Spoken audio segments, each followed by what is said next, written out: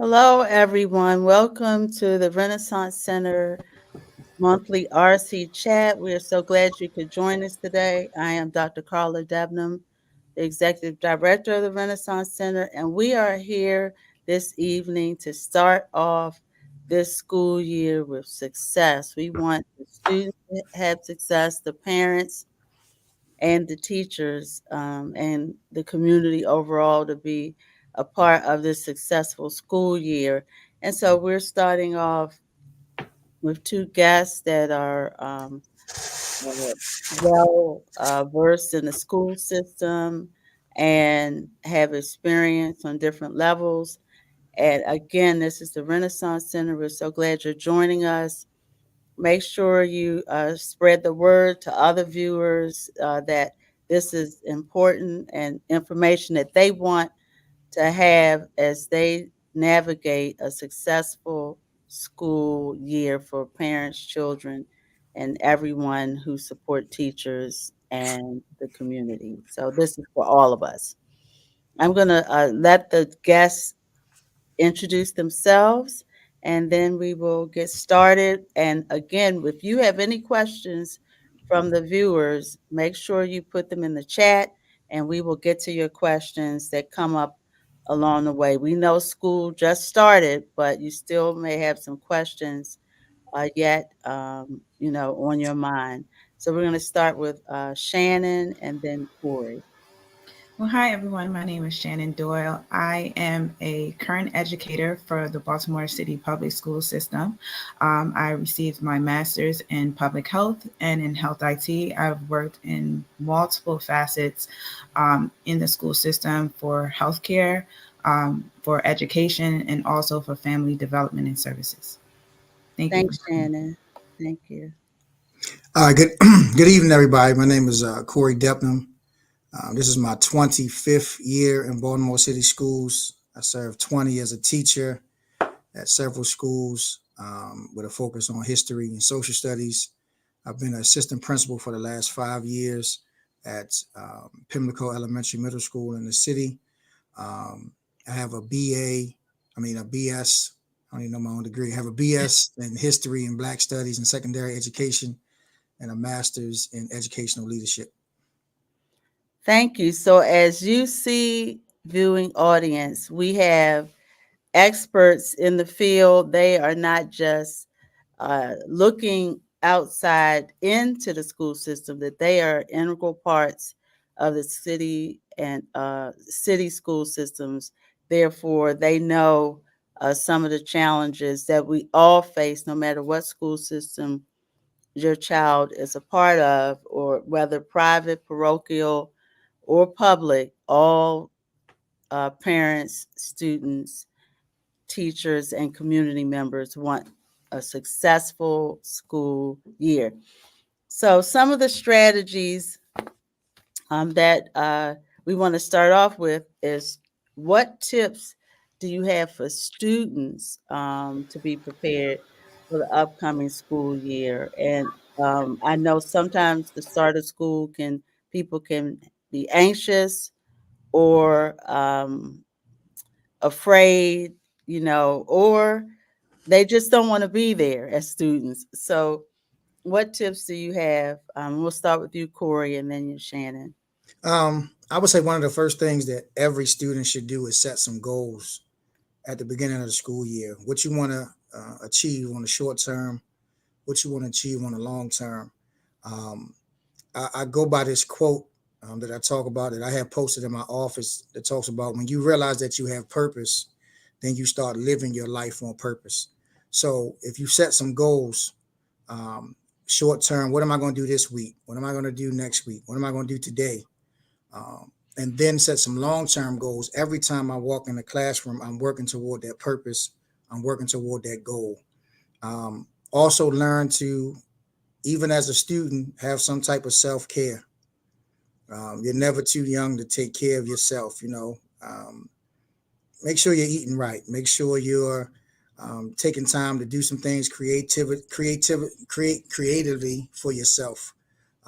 Get enough sleep. I know a lot of our young people don't go to sleep at a decent hour for whatever reason. Get some sleep. And also, lastly, I mean, we could talk about a lot of things, but I would say also set some routines every day. What you're going to do, how you're going to do it, when am I going to get up? You know, prepare my clothes and things for the next day, the night before. Have you know minimal worries when you wake up in the morning on what you need to do that day, so that you can focus on school and those goals. Thanks. You took the words right out of my mouth. Thank you for that, Corey. So, for me, I think one of the most important things as well is for students to be just honest with their parents and honest with the teachers. I went back into the classroom after about 8 years of not being in the classroom, and I had a pleasure of meeting this young woman that came into my class, and she said, "Miss D, I'm gonna be honest with you. I know I'm in the fourth grade, but I cannot read. You're putting things on the board, and I really need you to sit with me and talk me through this. I want to do better." And I think the first thing that is important in life is to realize where you're at in life, right? And actually take take that in and say, okay, how can I be better tomorrow? Oftentimes, as parents, we don't realize some of the things that our children are facing. And so, if you're having a hard time or you're having a difficult time, bring it to an adult's attention so they can find ways that they can assist you. The best thing you can do is just be honest with yourself.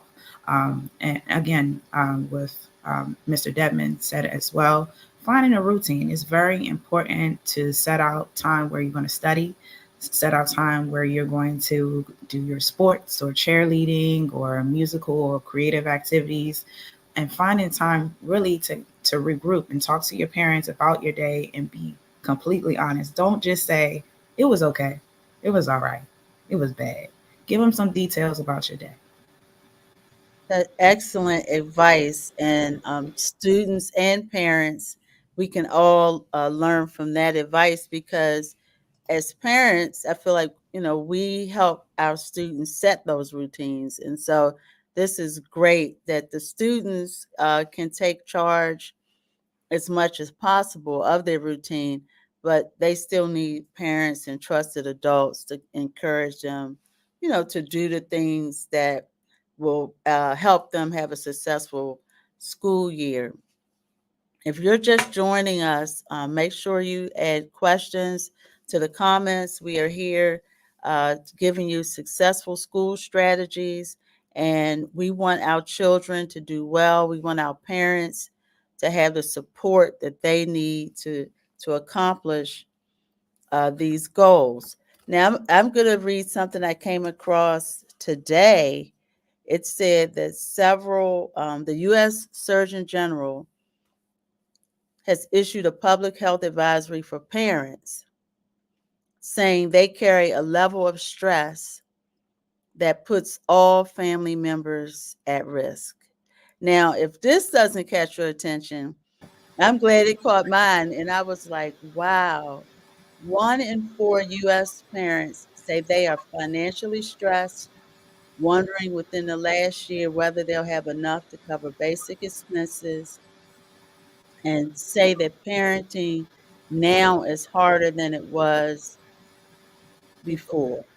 So, given all of these concerns that parents have, uh, how can parents ensure their children are ready for a successful school year when they're very stressed out? If the Surgeon General is giving us a warning, hey, the parents are stressed out.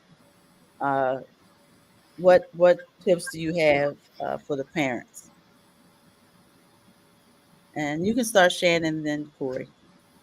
So it's important to always find a way to decompress. I know with my daughters as well in the morning time, of course, they're always running late. They always they can't find their shoes. But that's never the time to speak negatively to them or try to coach them at at the top of the morning. It is always best to do that when you have thought through the situation and then come back and revisit what happened. I think a lot of times, with parents, they speak negatively to the children, and it kind of shifts their day, and it allows them to have a negative day for the rest of the day.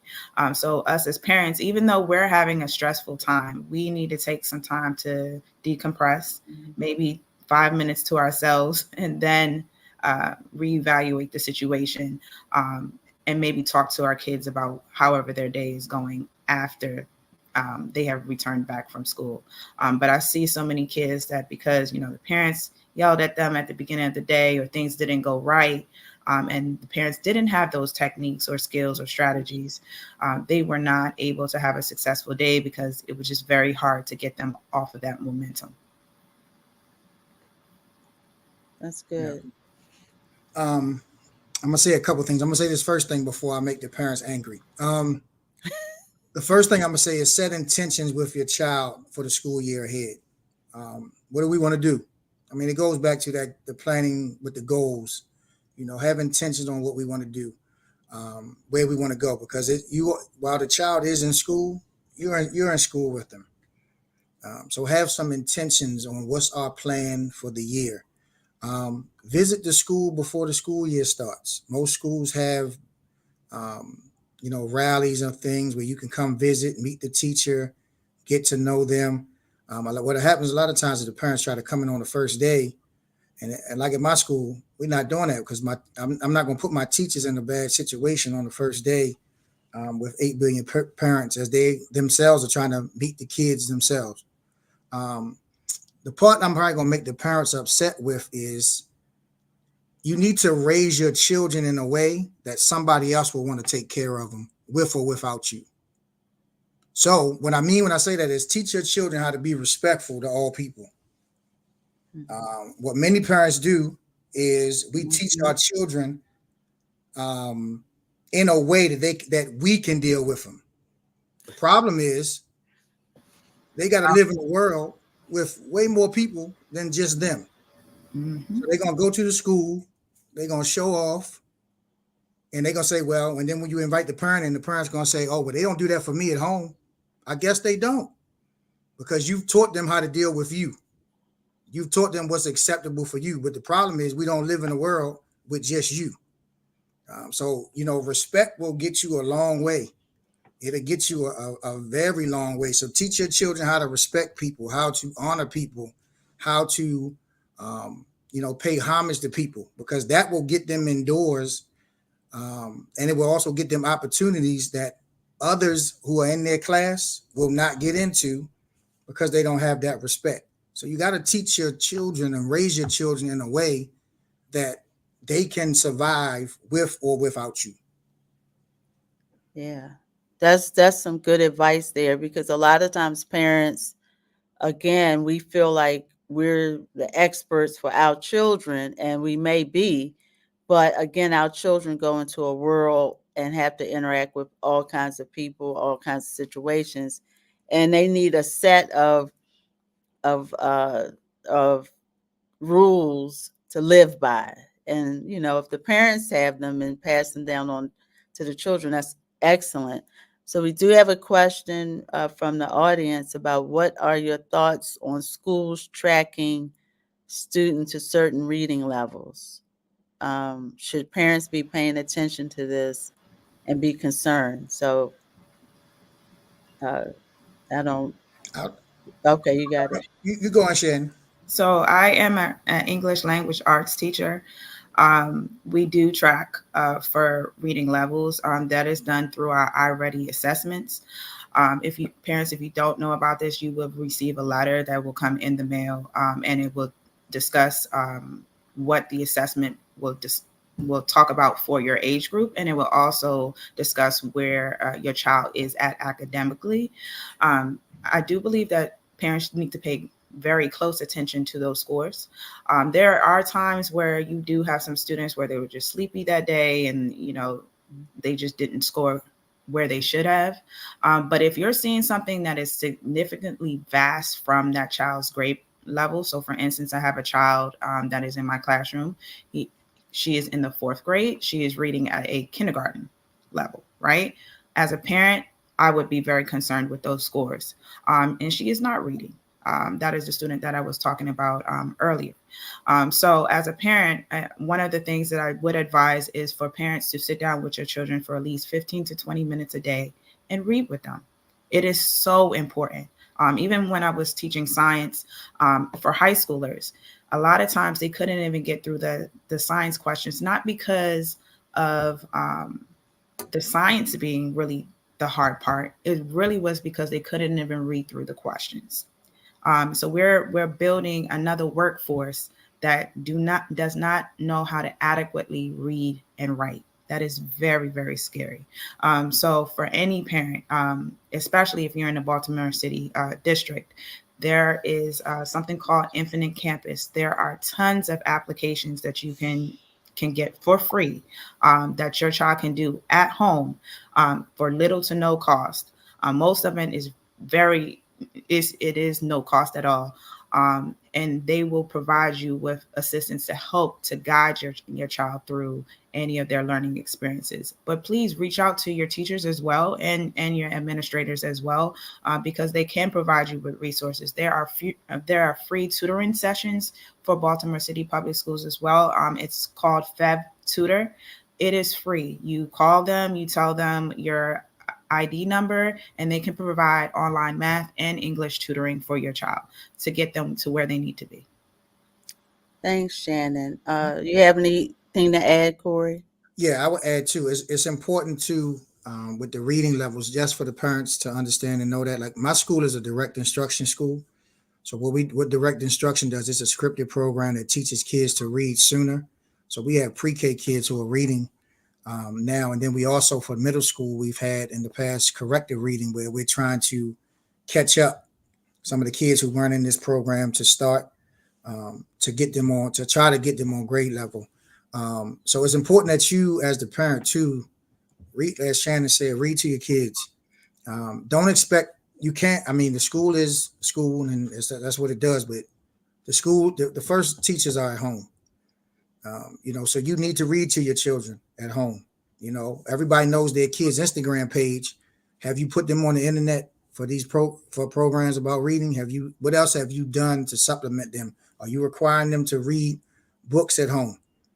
And if you see that there's a problem, yes, go to those resources like Ms. Doyle talked about that are free. Teachers have coach class where they are willing and able to help your student, but you have to advocate for your child as well, for the things that they need. All right. That doesn't mean be nasty and all of these type of things, because they didn't just get on that read level just now. It's been gradually that they've gotten to this point. So yes, it's something that you should definitely be worried and concerned about. But also it's important to, it's probably controversial.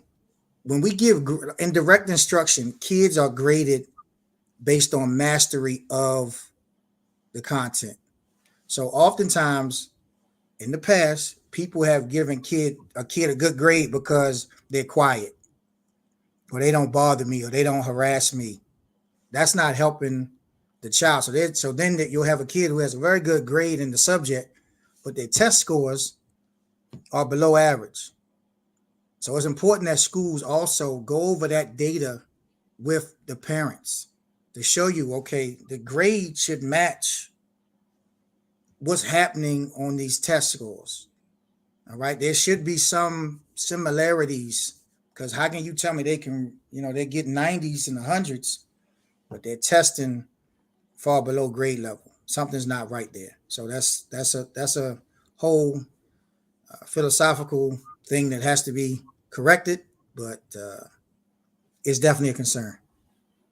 Yeah, and you bring up something. This question, I want to remind parents: it does not matter what school system your child is in. If they are in a private school or parochial school, they also need advocacy.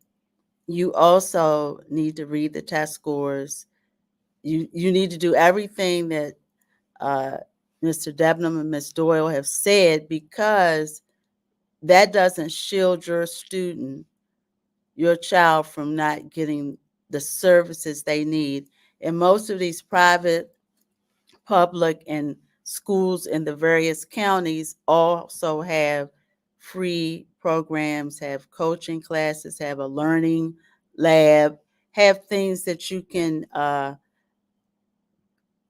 make sure your child gets. So don't let it be, well, they're at so and so school. This school should, uh, they should be doing better. Yes, they could be doing better, but they might need assistance, and those schools provide assistance as well. So if you're paying your money, you're paying your money through taxes in the county and city schools, and you're paying your money through tuition at the other schools. You also need to advocate and make sure you're up to date on what's going on in those schools, because this has nothing to do with the kind of school your child goes to. It has all to do with how you interact as parents with your student and the educators and administrations at these schools. So keep that in mind. The school does not shield you and your child from having challenges, with learning and being on reading level and math level.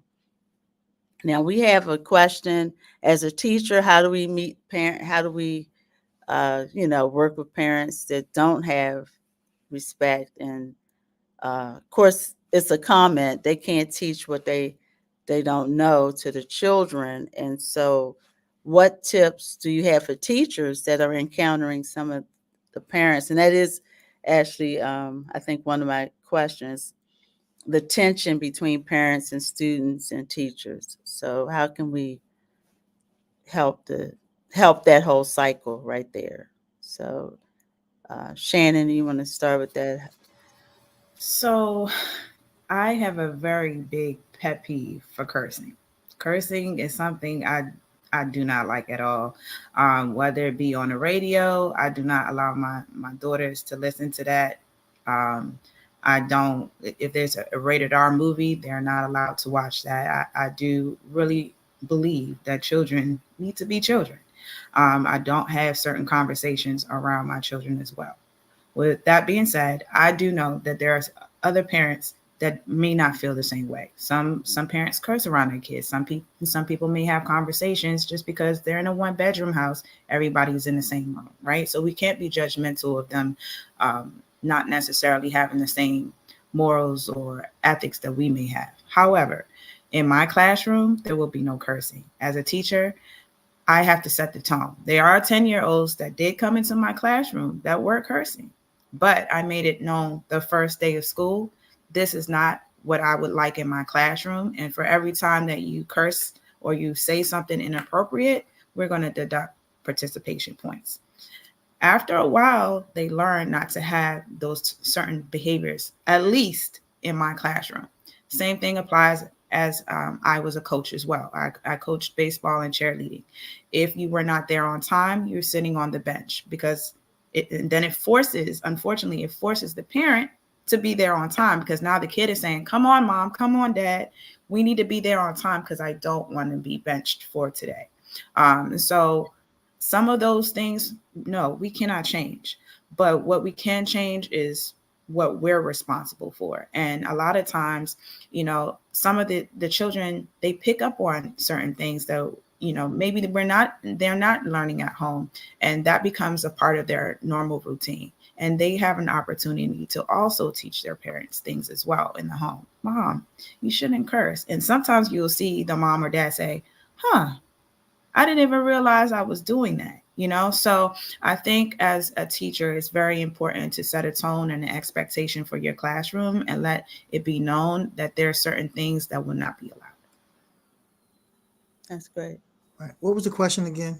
It's about how can you, if the children are disrespectful and the parents are, how can they teach the children? What advice do you have, for Uh, teachers? so at my school, well, let me start. First off, it's about relationship building. I'm a big believer in customer service. I'm not going to give the parent what they give to me. I'm going to show them the way through how I interact with the parent. Um, you come in here loud, obnoxious. I'm going to be the complete opposite to show you the way. All right, because at some point they're going to stop. Because I'm not going to keep talking with you and you cursing and doing everything else. But I also believe in my school is a big believer in restorative practices. So sometimes we have thousands of circles in the school year where sometimes we have those circles between parents and teachers where you're going to sit down, you're going to respect the person that has the floor.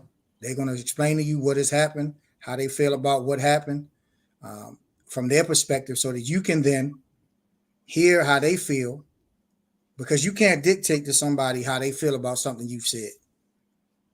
This is the same thing we do with the kids. We have when there's an issue, we have restorative circles with the kids all day long about issues. We do it between staff and staff, parents and staff, parents and teachers all day long. If we teach them that way, that there's a better way to communicate with each other, as Ms. Doyle said, they'll take those same things home.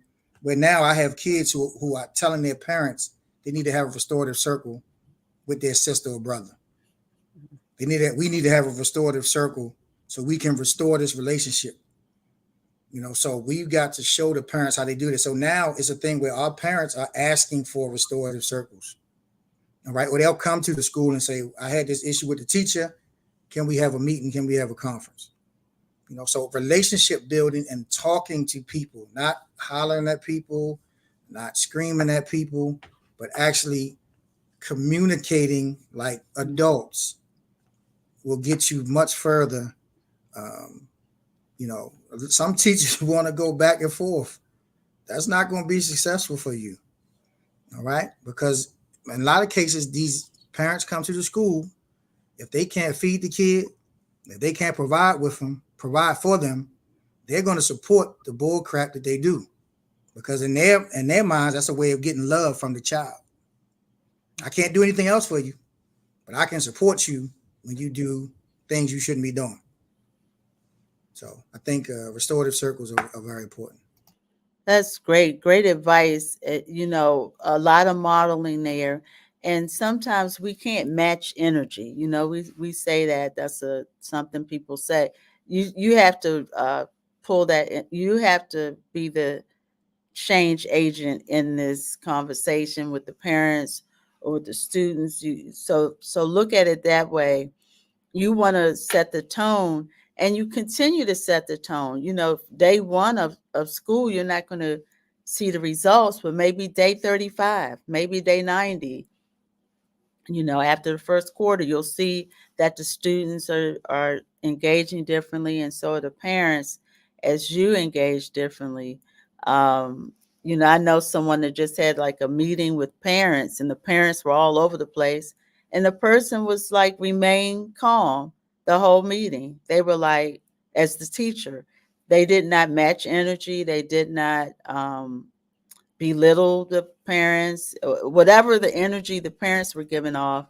The teacher, who was supported by their administrators, they all were on one accord and just went with that meeting. But sometimes that's what it takes, is you to be the difference maker as the teacher or administrator. And of course, parents, we know we can get under people's skins as parents. So we need to take a L sometimes and step back and say, what's best for my child? It's not about my reputation as a parent, or my my credibility in the community, and this can't happen to my child, which is what we bring into these meetings sometimes as parents. We bring our own issues and agendas. So that teachers, that's what you can expect. Someone did make a comment that Springboard is another great reading program. And so keep that in mind. There's so many things out here that are no cost, low cost. And of course, your school should be the first place you check for information for your student. And the teachers and administrators want to help, but we as parents, have to do our part. And I also read, I'm adding this to my one of my questions, is that we know when school starts, we get the stomach aches. People, they got to leave half a day because this, you start hearing a lot of somatic complaints, from the children. And we know some of that is anxiety, and some of it is also some, maybe they're on different other concerns that they may have, um, that they bring to school. What else have you noticed besides maybe some anxiety and tension that may cause children to be unmotivated about returning to school, or um, when they are in school, just not attentive, besides ADHD and ADD? Um, Sometimes um, they may feel insecure about the school environment. Um, you know, for instance, my school back in the day, people talk so bad about it because it's in the middle of Park Heights. It had a reputation for just being rough.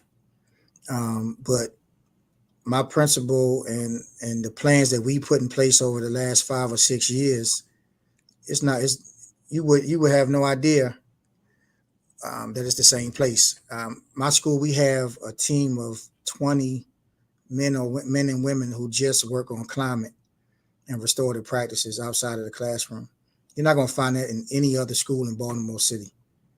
My principal was intentional in doing that to change the climate of what's going in. So some kids come to school, their parents have, or they went to Pimlico 30 years ago, and they're still talking about how it was when they went there. So parents sometimes put a burden on their kids with their own issues or stuff they dealt with.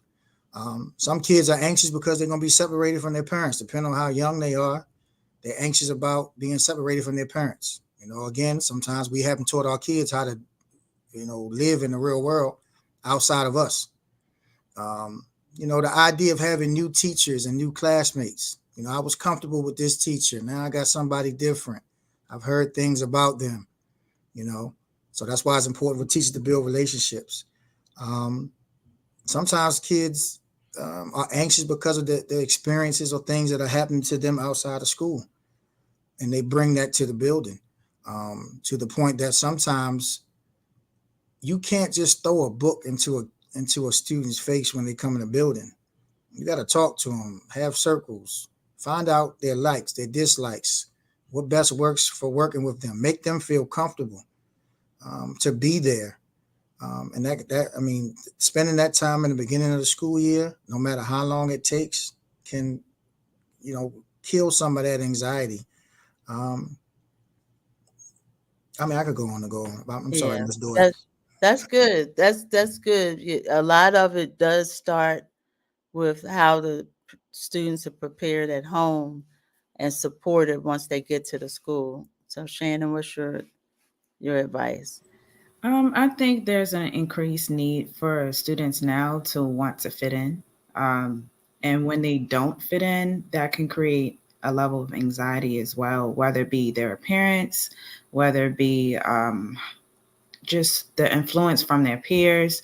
I think because of social media and some of the other things as well, that causes a high level of anxiety. I know when there's a fight, they have their phones out, so a fight doesn't just last 15, 20 minutes anymore. Now it's a lifelong thing where it's like anytime, there's a disagreement that gets pulled up, and that moment in time gets relived over and over and over again.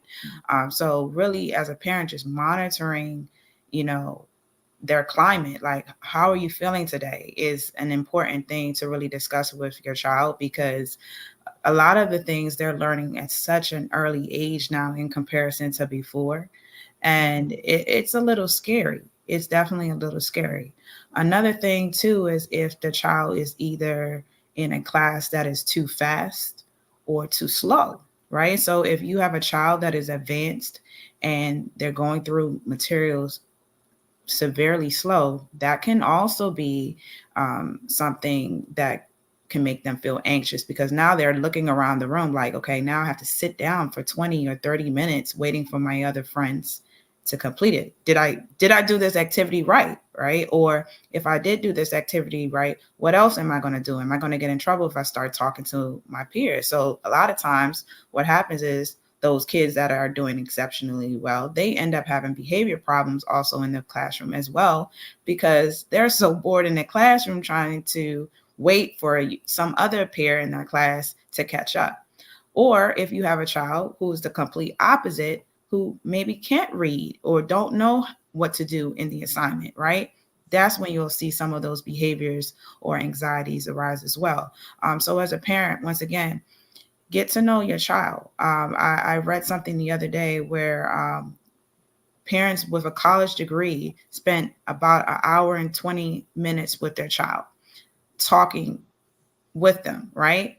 And then they only spent about 36 minutes talking to their child.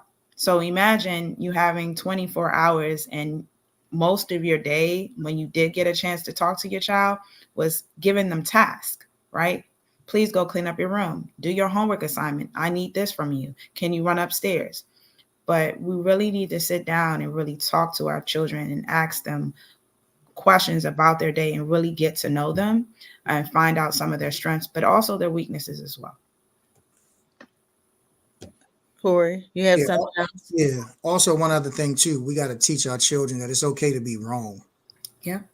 A lot of times in school, kids, have anxiety about getting wrong answers, and will can ball up in the corner, cry tears, because they have a wrong answer or they feel like they did something wrong. You know what I'm saying? So, um, we got to teach our kids and students that, I think you learn more from your mistakes than you do from your successes, and that it's okay to get things wrong.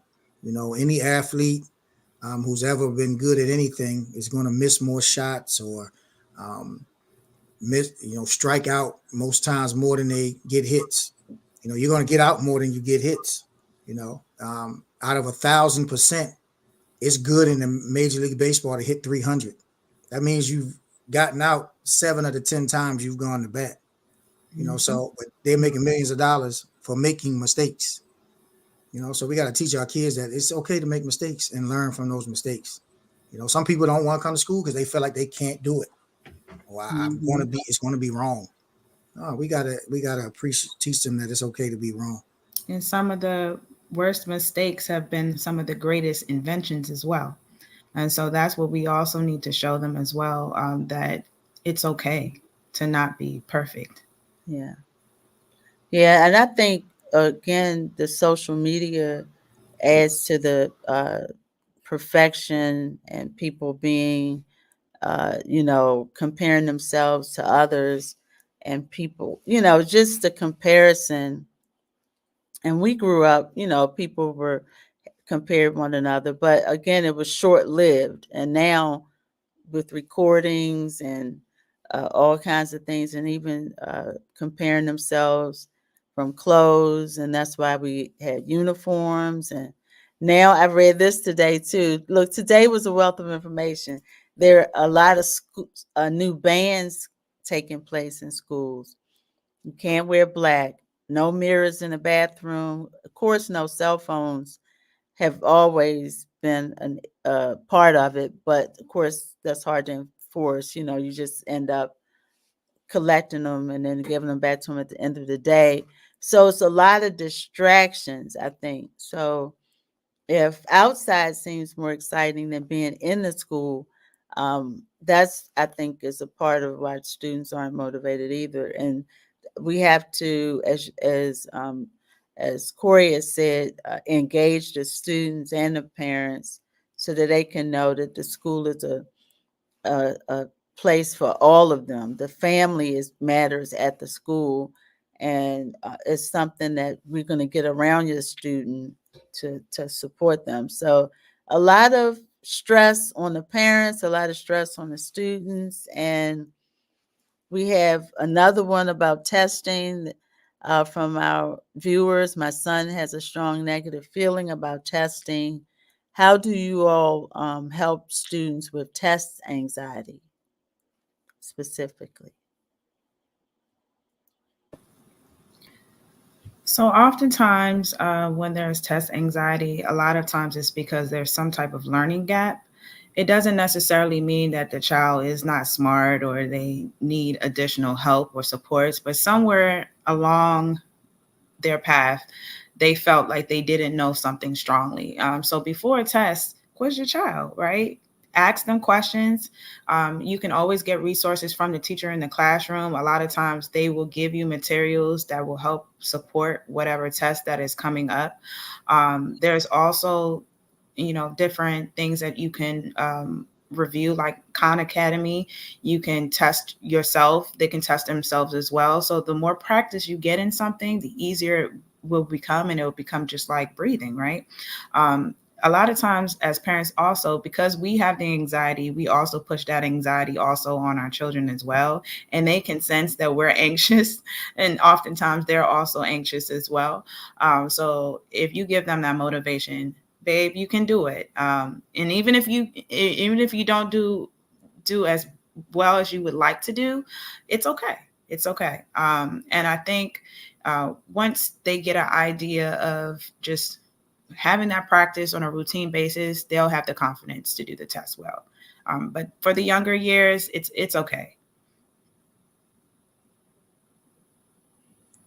Yeah. I would also say, just what if we're talking about standardized testing, there's always some type of test guide, a practice guide that they can get or the parent can get to help, with the testing.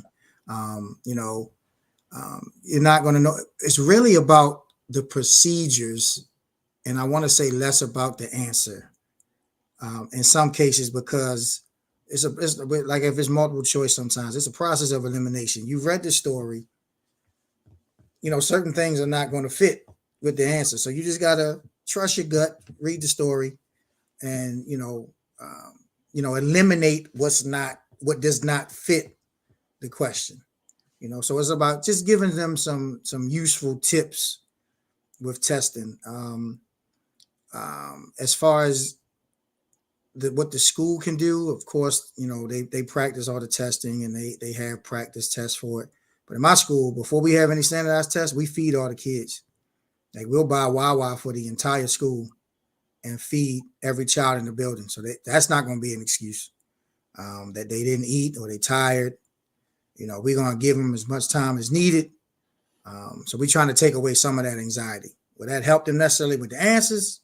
No, but that's one thing they won't have to worry about is that they were too hungry to take the test. Yeah, that's good. And I was going to say what you said, Corey, the extra time. Remember, you can request this extra time.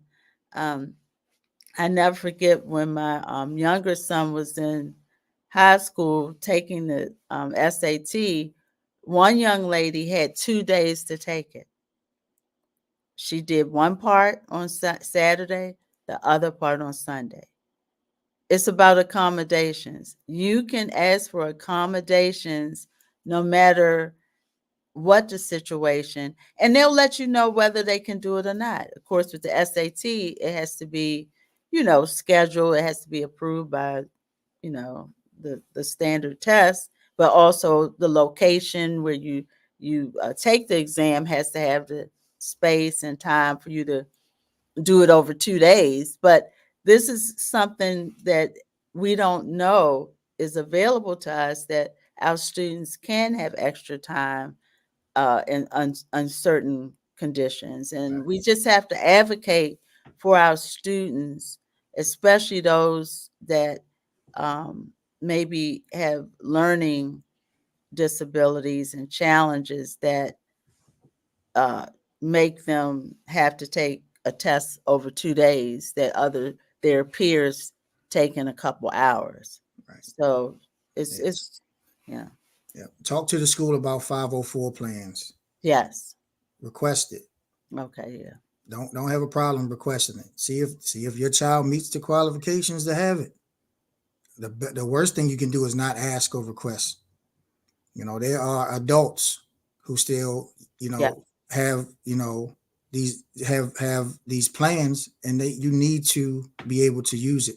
All right. We all learn differently. We all have different, um, things that as it relates to how we learn. And it's not a crutch.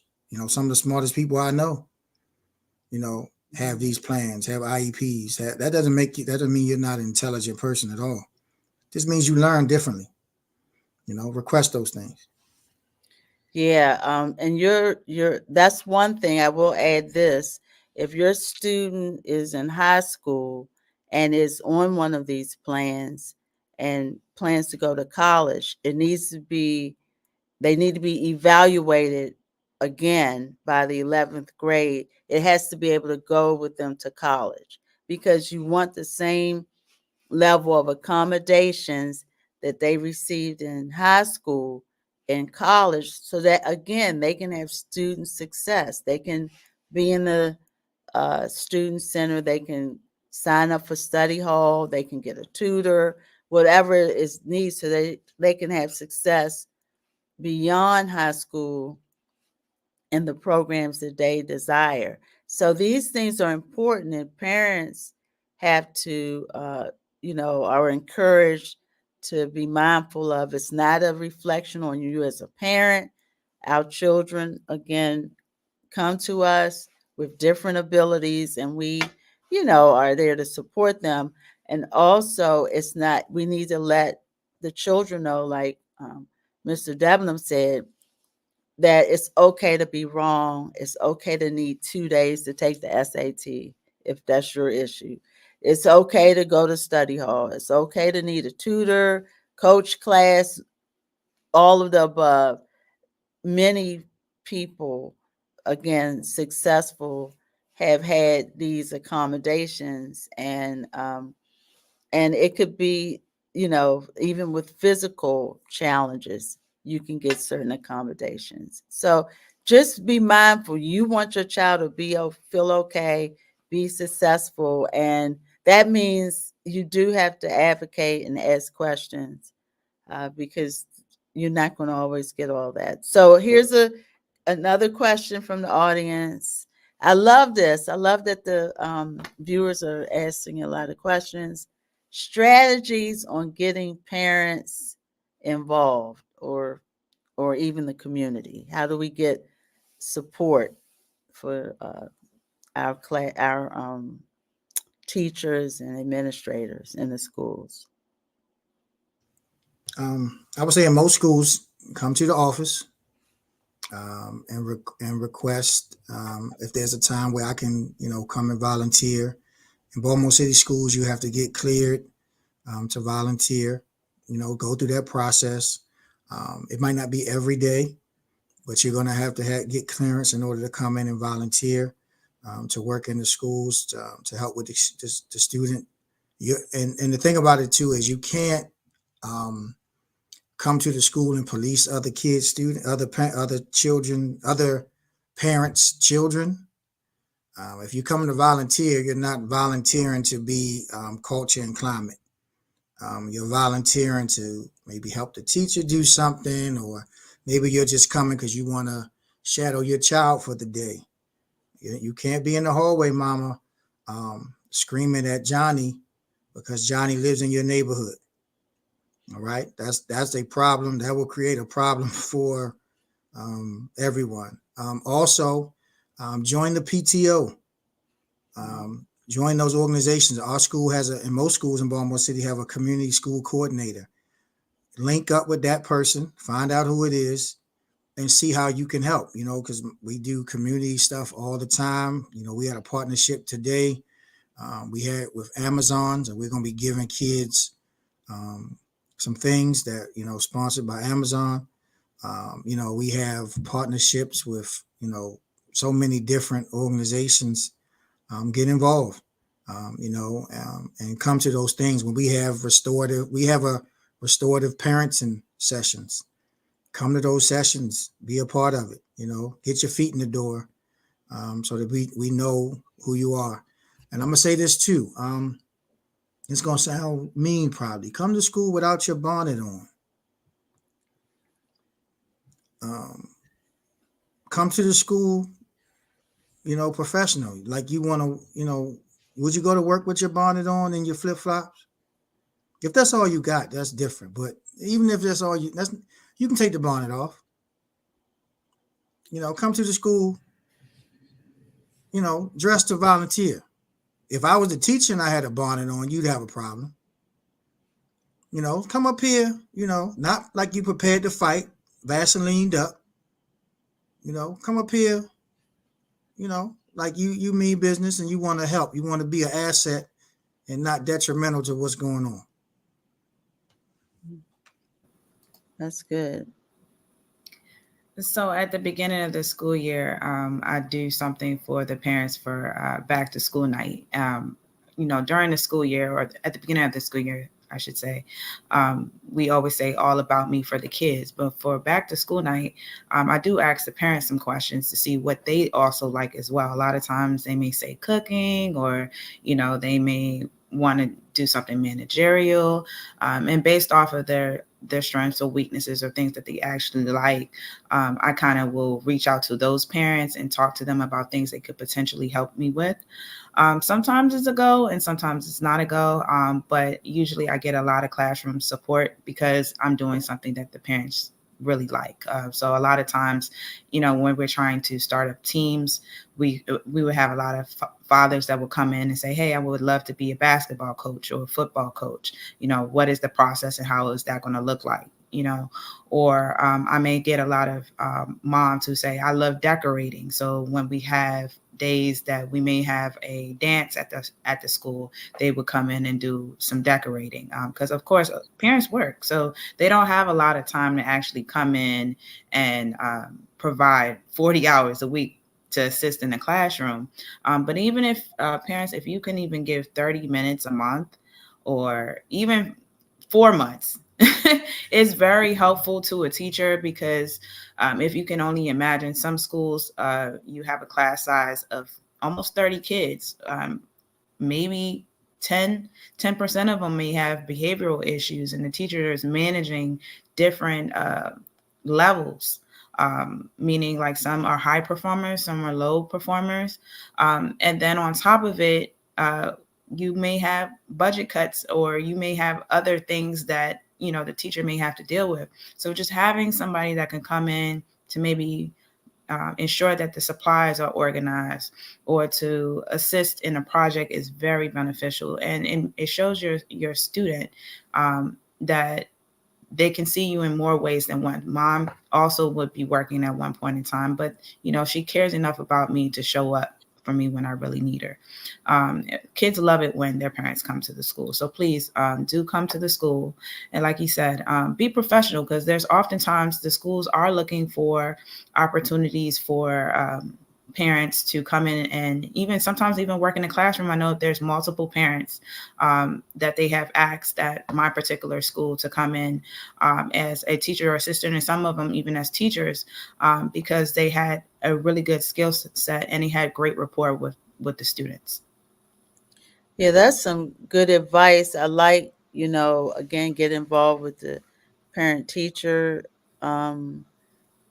organization in your school. That's a wealth of connectivity. And again, some schools have strong programs in that area, and some, have to continuously work for that. But as teachers, finding that good fit, like Miss Doyle said, for the expertise or the interests of the parents. I mean, for me, I like going on field trips, so that's what I would sign up for. Now, I didn't want. One time I had classroom duty, that did not work out because the kids ran over me. So know your know your skill set and stick to it as a parent, and then have the sign up sheet accordingly, because some of us are not equipped for classroom management, but they can do field trips. So as a parent what you would do, and again, the children benefit from it. They want you there to support them, not just in their sports or dance practice and things, but also in their a learning environment. And so those are some things that would hopefully get parents into being involved in the school. So, but I love that. Have them sign up for what they're interested in. And another comment we have, thanks for sharing this information. Your insights from within the school system, it clearly takes a village. Yes, and remember, this is all school systems. I have to say that again because sometimes people think, well, I don't have these problems at my school.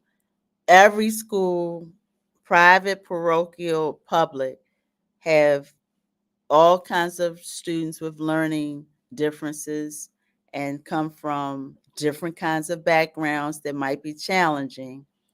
So you can't assume because I go to, XY school that I won't have these issues. As parents and community members, we need to support our children, teachers, and parents, um, you know, no matter what school system they're a part of. But I just want to encourage parents to take advantage of whatever opportunities are out there for you to get assistance for your children. And also, when you have these meetings, 504 or whatever they may be called in your school system, you have a right to be in the room. You, as a parent, need to come with your own questions and advocate for your child as much as the professionals who've done assessments may know. You may know something about your child that they don't know. And so don't let that intimidate you, that process intimidate you. And you also have a right to bring your own expert in the room. Keep that in mind. The school system has their experts, whether it's private, parochial, or public, and you can bring in your own person if you don't feel um, strong enough to, advocate for your child. So these are things that hopefully will give you strategies for schools success, not just for the students, but for the parents, teachers, administrators. We want everybody to have a great school year. So, any final remarks from Corey and Shannon? I would say that I know that a lot of parents, from my understanding, they were having issues as far as like trying to afford childcare. Um, Maryland has a few scholarship opportunities to assist with making sure that you receive childcare um, opportunities based off of your income. There's the working parent grant, there's the child subsidy grant as well. I do know that if you're working through a workforce diversity program, they will also provide you with childcare as well. So reach out to the schools as well to see if there's any way that they can even provide you with discounted services. If you don't have a permanent place to stay, let the schools know as well. They can provide additional supports to you. A lot of times, and I'm also speaking for myself as well, you don't want everyone to know what is happening. But when you have a child, you have to set your ego aside and you have to do what is best for them, regardless of the situation. And oftentimes, you do have to tell others what is happening. You have to be very transparent because you could be blocking an opportunity not only for yourself, but also your child as well. And I would say this, I believe that grandparents play a huge role, a huge role. Please, grandparents, somebody might hate me for this, but grandparents are not who they used to be back in the day. Some of these grandparents want to be out in the club and doing stuff, but really a lot of that ethical and moral backing comes from those grandparents, and we need you to play an integral part in the rearing of our kids, because it is a lot, to be able to manage this, with so much of the demands from the jobs that they have right now. And so we do need your support as well. I would say one of the last things I would say is as parents, use the service providers in the school, the social worker, the guidance counselors, Mhm. use all of these people, the counselors. Um, there are things that your kids will tell them that they will not tell you. You know, sometimes, sometimes parents are afraid of that for fear of kids taking in-house business out of the house and telling people. But sometimes they need some help that maybe, unfortunately, they don't feel they can get from you, or maybe they just want to talk to somebody else. So don't be afraid. Like, sometimes we'll see an issue in the school, and we'll reach out to the parent, or the service provider will reach out to the parent and say, do we have permission to talk to your child? And oftentimes the parents will say no, for fear of things getting out. It's going to come out one way or the other, um, either in bad behavior, or things that we don't want to see, or they're going to tell somebody, or they're going to tell a friend, and that friend is going to tell somebody, and then you might have a bigger issue on your hands. But feel free to use those service providers in the school, but also, you know, come to the school, volunteer, you know, advocate for your child. Um, I don't want to just see you on the first day and the last day. We want to, schools want to see you. You might not be allowed to go in and walk around the building freely. Come on, that's the world we live in. You can't go anywhere and walk around freely and think it's okay. But come on in. We'll have somebody walk you to the classroom, and spend time there with you. But show your child that you care about them, outside of at home. Show them that you care about what they got going on on a daily basis. Come to their games, come to their chess club games, come to their recitals, come to the programs. You know, Everybody shows up for closing ceremonies. Where were you when they were playing that instrument, or where were you when they were, um, singing? So just be a support to your child on a daily basis.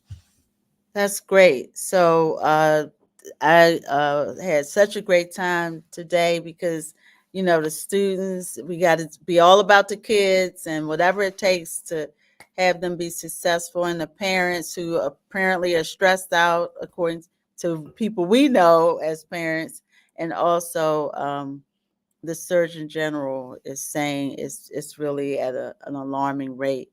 And so, if the community, as you see yourself, if you have time, you still got to pass these background checks, no matter where you volunteer. But grandparents, aunts, uncles, whoever you are, the schools need you, the students need you, and that they will be more successful when they see you show up at their school. Just you showing up, even if it's for a small amount of time, will make all the difference. So I'd like to thank my guests again, Corey Debnam and Shannon Doyle. We had such a great time. Thanks for your expertise, and prayerfully people will, take this advice and use it. If you want to reach out to the Renaissance Center for any support, counseling, we have groups coming up. You can call us at 410-409-0025. You can always go to our website, www.therenaissancecenter.org. Again, thank you for joining us, and we look forward to seeing you soon, same time next month. Thank you.